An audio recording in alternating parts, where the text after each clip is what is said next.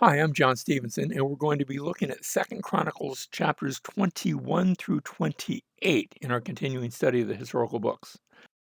Going to see here in this section will be seven kings. Now, there's also going to be a queen. So we have Jehoram, Ahaziah, Queen Athaliah, that's why I put her in pink, excuse me, Joash, Amaziah, Uzziah, Jotham, and finally Ahaz. And these kings will all be reigning while there's still a northern kingdom in Israel. But after Ahaz, there won't be a northern kingdom left in Israel. They will have been taken into captivity. So these seven kings, and like I said, one queen, that won't be a pretty story. So we're ready to dig in. So chapter 21, verse 1, then Jehoshaphat slept with his fathers and was buried with his fathers in the city of David, and Jehoram, his son, became king in his place. So now we have Jehoram as the new king of the southern kingdom of Judah. Remember that we're not really looking that much at the kings of Israel unless they're playing an active part in the story. So now we have chapter 21 that starts off with Jehoram becoming king. He is the firstborn, and that's why he becomes king. Firstborns usually do become king. But what he does as firstborn now, he kills all of his younger brothers. And we read that he walks in the ways of Ahab, that's his father-in-law. That wasn't a good thing. I don't think I don't think Jehoshaphat wanted to see all of his other children killed just because his son Jehoram had become king. So that wasn't along the desires of his father, but it is sort of along the way of the Phoenicians and just other folk. Now they suffer a defeat at the hands of Edom, who rebelled against them, and also the city of Libnah. Now, Libnah is located to the southwest of Jerusalem, somewhere in the Shephelah. We're not sure exactly where, when I say the Shephelah, that's the foothills. We're not sure exactly where. There have been a few suggestions, but it's somewhere in that area, and they rebel as well. So now Jehoram receives letters from Elijah. Remember Elijah? Elijah's not going to be mentioned that much here in Chronicles, but here's one reference, and Elijah writes him and says that God is going to strike your sons, your wives, and the people, and you will suffer a disease of your bowels. That's not going to be pleasant. It's going to be debilitating. And next, there's another defeat where both the Philistines from the coast, they're alongside the Mediterranean coast, and then Arabs from down south, because that's where they're located. Each of these groups invade Judah in verses 16. Just a brief mention of that. Next, we read that Jehoram loses all of his sons. He had killed all of the sons of his father, but now he loses all of his own sons except one. And Jehoram has an incurable disease in his bowels, and he dies in great pain. So this was not a good story.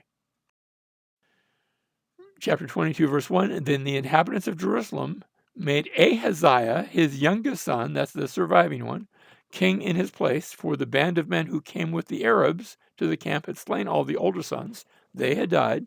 So Ahaziah, the son of Jehoram, king of Judah, began to reign. Ahaziah was 22 years old when he became king, and he reigned 1 year in Jerusalem. That's not going to be long. And his mother's name was Athaliah, the granddaughter of Omri. So remember that connection that came in from marriage, where Ahab had married Jezebel, and now their children, their daughter has married into the royal line of the king of Judah. And so mother's name Athaliah, the granddaughter of Omri. And in verses 1 and 2, we read about him becoming king.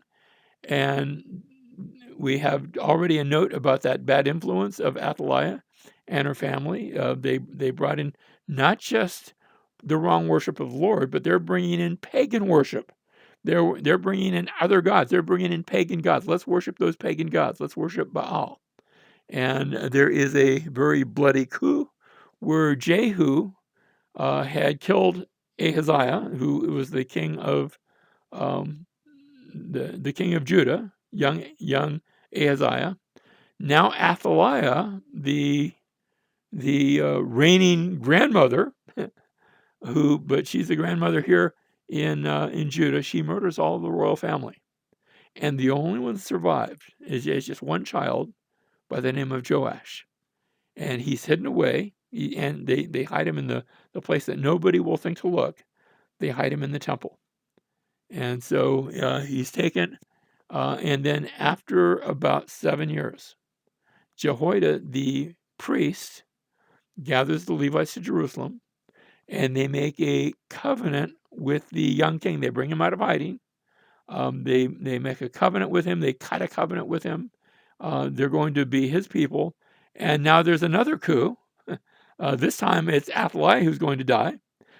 She sees them making this young Joash the king, and she cries out, treason, treason. Actually, she was the treasonous one. Just because somebody is yelling treason doesn't mean that they're telling the truth. And she's dragged from the temple, and she's not killed in the temple, but they take her out and they put her to death. And so that bad influence is now removed permanently. And now there is a good influence where Jehoiada, the priest, they make a covenant with the Lord. And we're going to get rid of this Baal worship. Of course, getting rid of bad worship once you brought it in, sometimes that's hard. Because you've messed with people's walk with the Lord, and now they're doing bad things, and it's sort of hard sometimes to get them to come back to the Lord. But there's a good influence in Jehoiada. They make a covenant, and now we read that young Joash becomes the king. And so you went from young Ahaziah to now young Joash, and everybody is happy as long as Jehoiada the priest is alive. And so we read that Joash was 7 years old when he became king, and he reigned at 40 years. That's a good long life. So he's going to be 47 years old to the end of his life. And his mother's name was Zebiah from Beersheba, way down in the south. Joash did what was right in the sight of the Lord.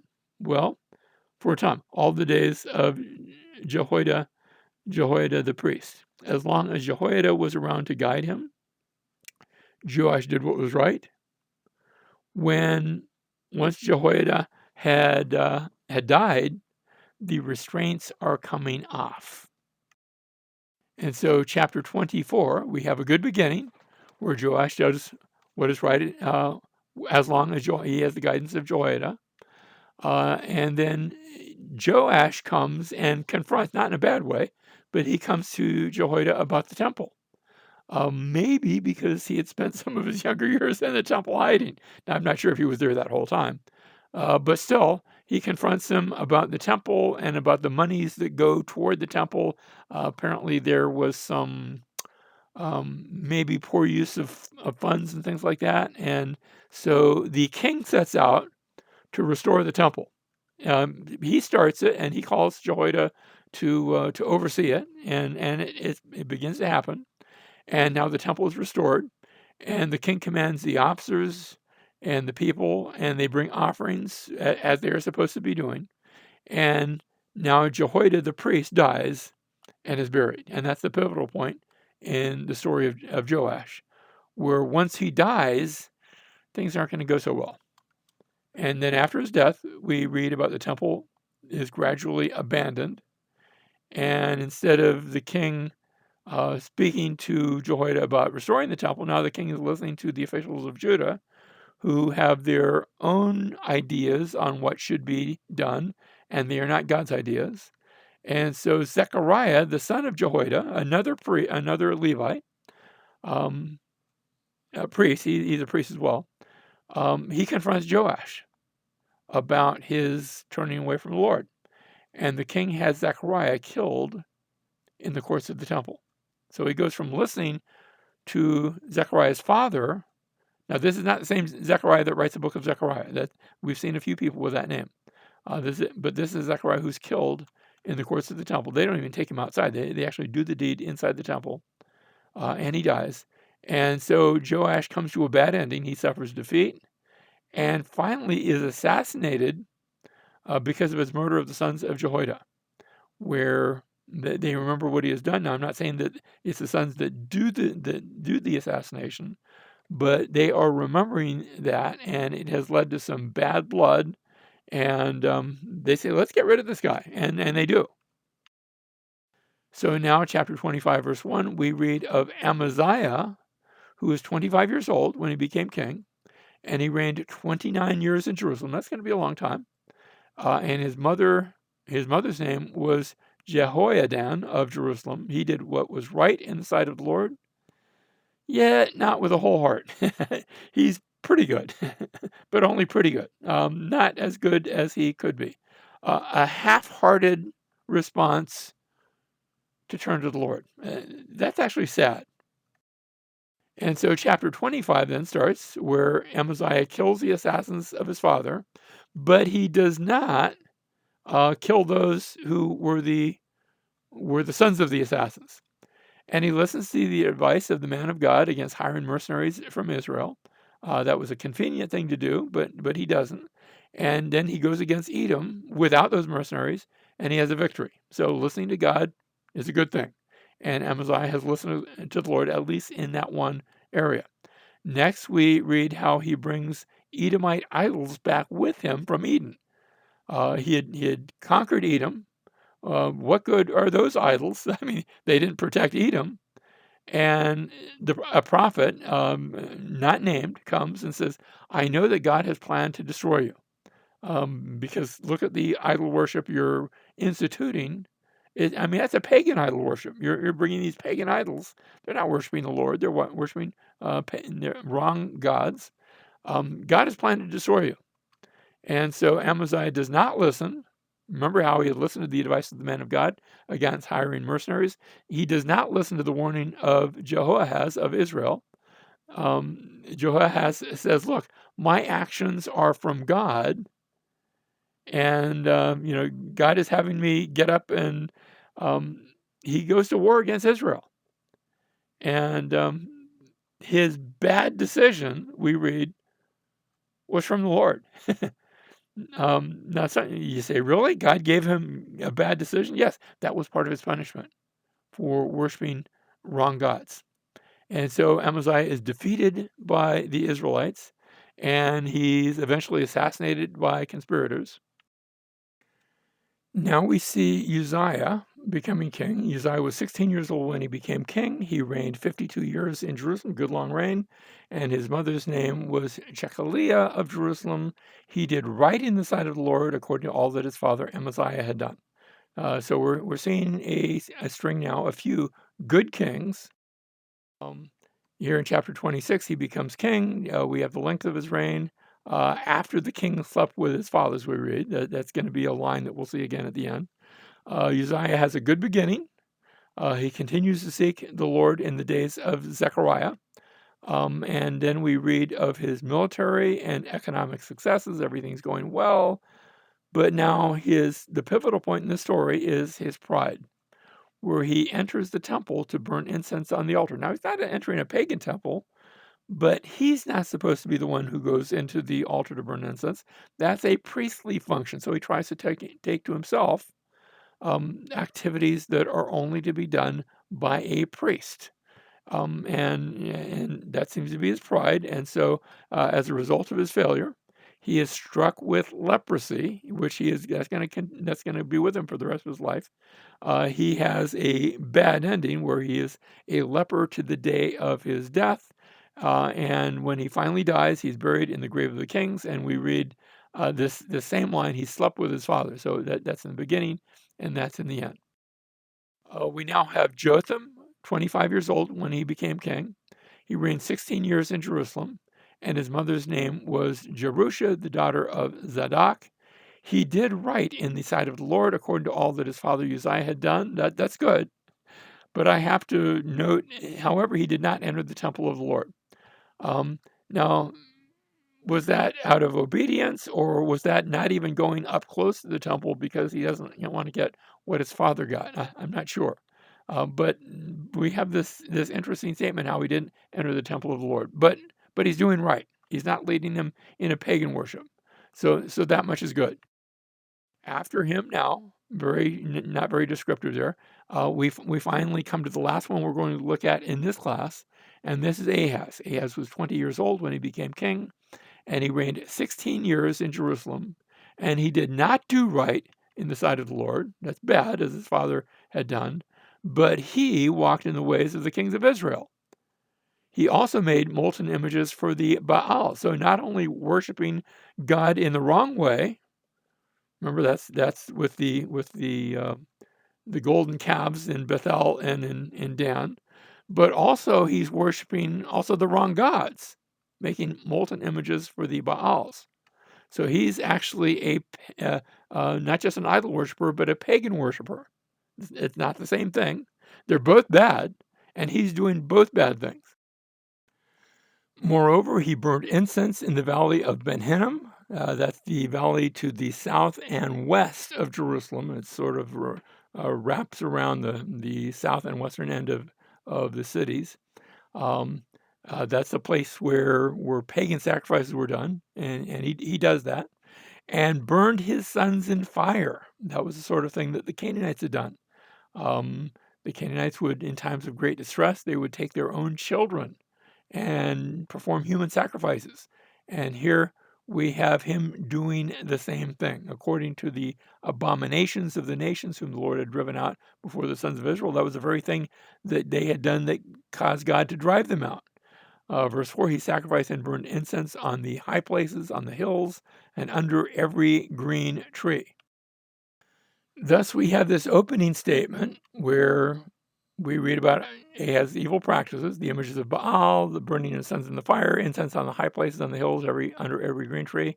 And then that begins to bear fruit with military disasters at the hands of both Aram and Israel. Not the first time, not the last time that's going to happen.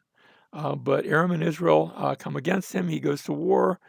He suffers a great defeat, and his army has actually been captured by the people of Israel and by the forces from Samaria. Samaria is the capital city of Israel. And a prophet comes up, and I put Samaria here for a reason. A prophet comes up and says, "You shouldn't hold them as slaves. I know you were tempted to mistreat them and make them slaves for the rest of their lives, but they are your brothers." And so the prophet, at his instructions, they take these captives of Judah, and they clothe them, and they feed them, and they bind their wounds, they place them on donkeys, and return them to Jericho. Now, if any of that sounds a little bit familiar, Jesus in the book of Luke told a story. Instead of a story about two nations fighting and one nation getting all beat up, he made it individuals where a man was going down to Jericho and got set on by robbers. And I'm talking, of course, about the parable of the Good Samaritan, where Jesus made it about one man, but it could be that he was borrowing from this story where it wasn't man, but many hundreds and thousands of men from Jerusalem, from Judah, who had been set on, but who are now clothed and fed and have their wounds bound and they're placed on donkeys and they're returned to Jericho. I think you're supposed to hear the story of Jesus about the Good Samaritan and say, wait a minute, that reminds me of this other story, but I'm to take that and apply it on how I treat my neighbor, even the person, not just the next door neighbor, but maybe from the next door kingdom, the kingdom I don't really like, even that kingdom. So just notice that story. Next, we have more military disasters, this time at the hands of Edom, the Philistines, and ultimately from Assyria. And that's big news because Assyria is by now, a great and mighty empire, which will eventually result, not quite yet, it's coming, but will eventually result in the northern kingdom of Israel being taken into captivity. But right now, it's the southern kingdom that is suffering at Edom, the Philistines, and Assyria. And so we have finally a repeat of Ahaz's evil practices. He takes a visit to Damascus, and he sees the gods up there, the pagan gods in Damascus, and he sacrifices to them. And he comes back and he says, let's do that here. And he closes the doors to the house of the Lord in Jerusalem. And he is going to high places and burning incense to other gods. And we have that closing statement of all the bad things that he's doing. and he is leading Israel astray, and it's going to be bad. Can Israel survive this terrible leadership, this terrible political climate, this terrible foreign empire that is coming against her?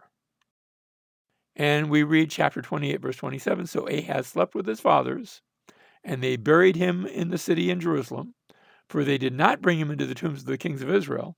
And Hezekiah, his son, reigned in his place. And so that's the ending. It ends on our ending right now. We're not finished with Second Chronicles, but we're ending here on a very bad note. But there's hope, because Hezekiah is going to be a good king who turns things around and turns back to the Lord. But we're going to see that next time.